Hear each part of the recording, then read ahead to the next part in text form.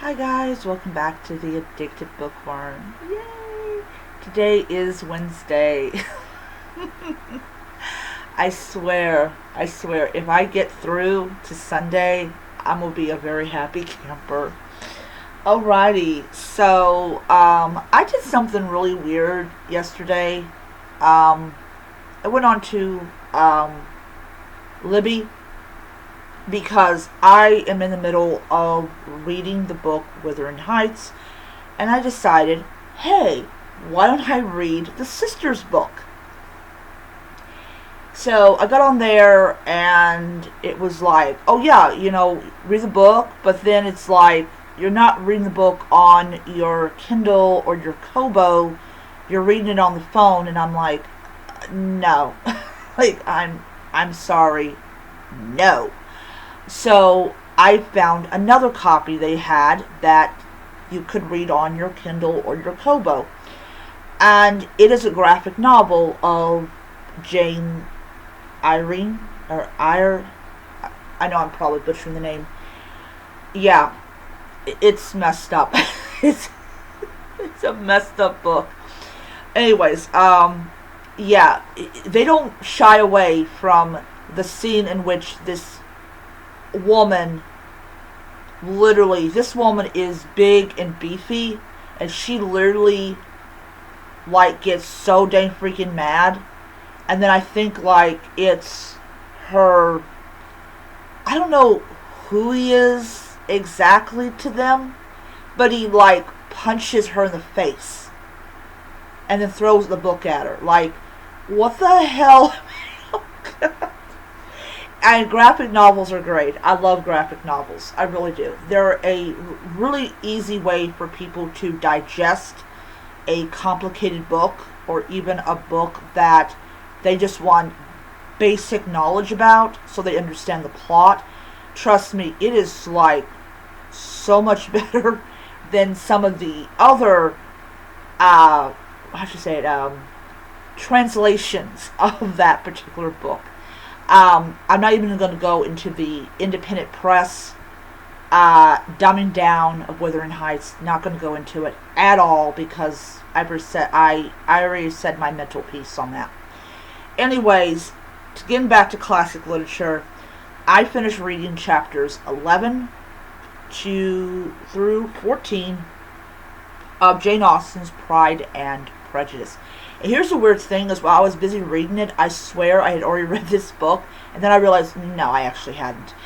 Because when I was done with the other book, I put it over there to signify I was done with that book. So, yeah, it was, Anyways, this beautiful one, I read it on my Kobo because the light here sucks, and, But anyways, so we have a gentleman who shows up. Let's see here. Just going to get his name. Collins.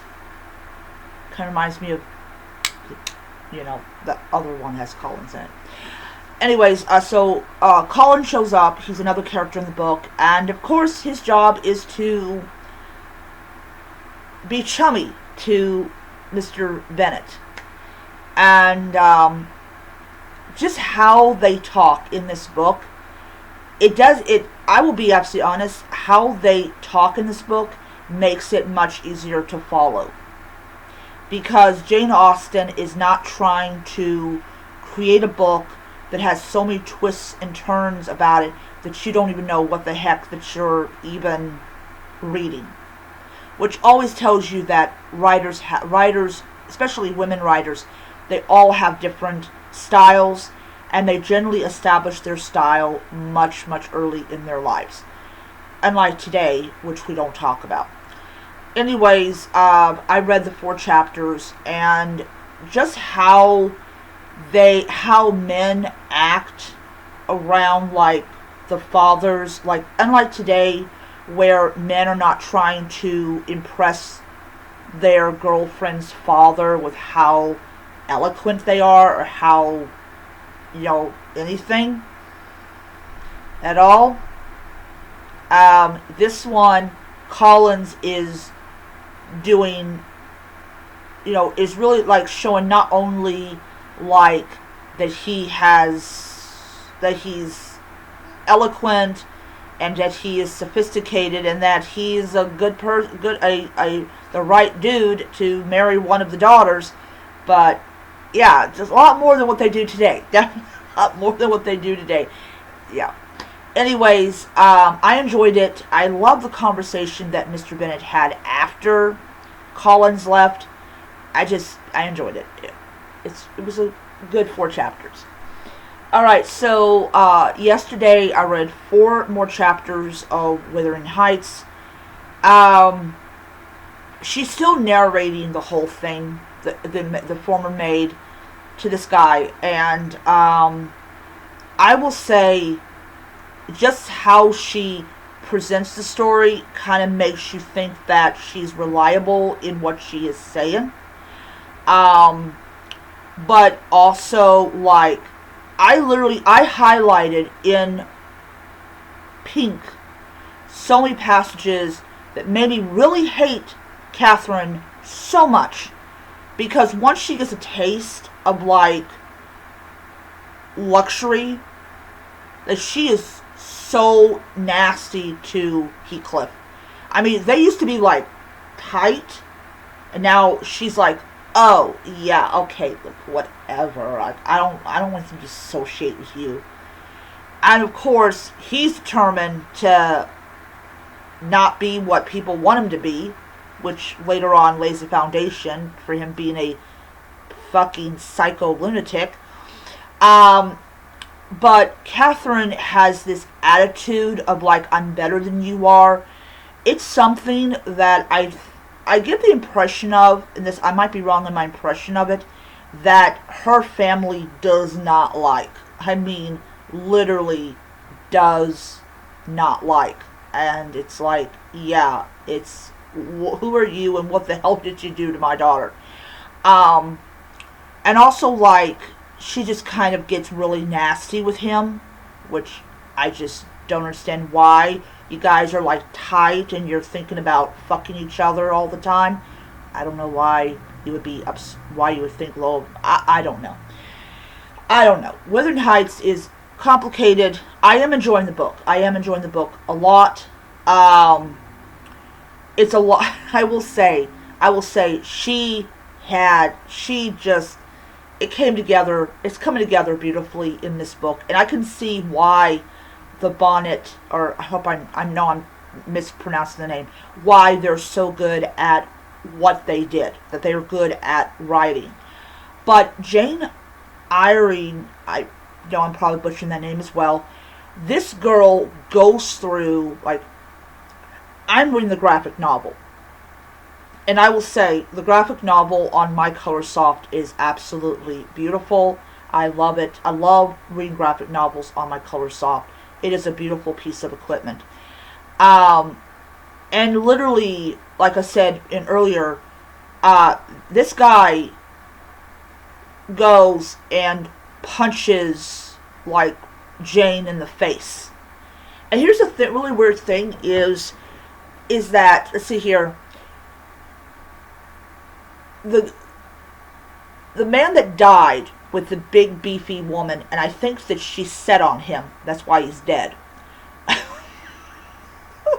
It is just how she's drawn. It is how she's drawn. You think that she sat on his head and suffocated him in his sleep, which is probably why he's dead.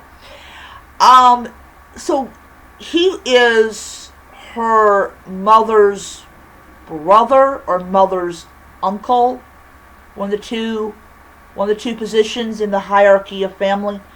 And so he brings her in and he treats her very, very well, but his wife can't stand her.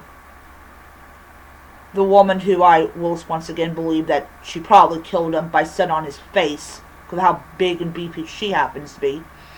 And the guy that's in the panels of the graphic novel looks like that he could smother a woman's face with his freaking ass. That is how fucking big this man is. Yeah.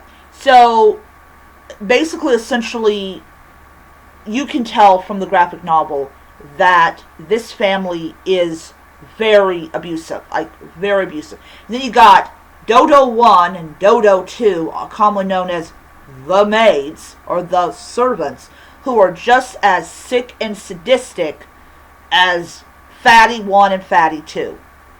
Okay? I'm sorry, you drew them that way, you know? And literally drags her to this red room. Like, what the hell? And then reminding her that they have money and you have none. And that, you know, what is wrong with this household where everybody is a fucking asshole? Even the servants are assholes. I just want to reach in there and just take a big knife and just stab all these characters in the dang freaking neck because they're bad. And then she's sent to a school that basically all the girls live together, but they're nicer than the Fatty 1 and Fatty 2. And then it comes down with typhoid. Oh, man. Typhoid back in the mid 1800s, and even before that, was an extremely nasty disease. It was a nasty illness. It killed a lot of people. And this is back before we had antibiotics and we had good sanitation and all that type of stuff. So the graphic novel really encompasses about typhoid and about just how bad it was, and all it said was that the fever passed, but there were many deaths, meaning that, yeah, it was not good. And apparently the site was built on land that was ripe for typhoid. So now she is heading to another place because a new school is going to be built on better land.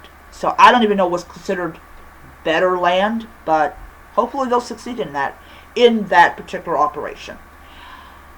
What I have so far read in the other sisters' story, Jane, Irene, is that they both sisters had the same idea of basically characters in a book that have the worst luck in the world. They, either if it isn't people's choices coming home to roost in a very nasty, negative way, it is a girl that goes through abuse and psychological torment at the hands of a family that at one time was good to her. And also typhoid. So, anyways, I am going to be continuing with that particular graphic novel. I definitely intend to get the ebook version of Jane, Irene, one of the two. And then I'm gonna do a second review. So I'm gonna do a review of the graphic novel, but then I'm also gonna do later on. I'm gonna do a review of the actual book.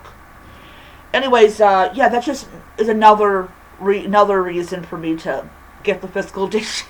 Because I do having the two of the three sisters books in my library is just too good of an opportunity to pass up.